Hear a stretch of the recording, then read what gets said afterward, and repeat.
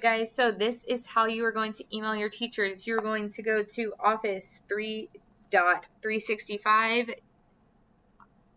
office365.houstonisd.org, just like I have right up there.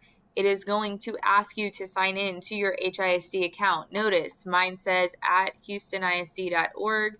Yours will be S and your student ID number at online.houstonisd.org. Okay, so this is the email that you would put in to sign in here. Okay, let me just put this. I don't know if it's going to work. Yes, S at online.houstonisd.org.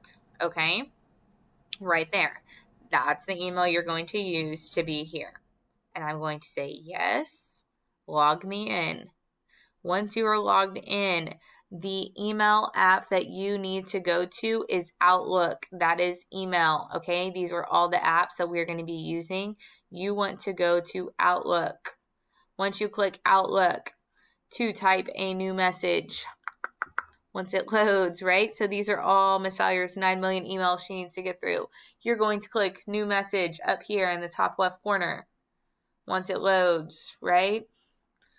Will Houston ever have Wi-Fi strength again? But new message, and then that, so you can probably just type in the name of someone, your teacher, if you know your teacher's name. There is also the spreadsheet of teacher emails, and you can also look on FIR's website. And then once you are done, you're going to click attendance, maybe give them your ID number, say, I'm Chelsea Salyer, this is my ID number, I'm in your 6th period class, please count me present, and push send. That is how you email. Please let me know if you have any questions.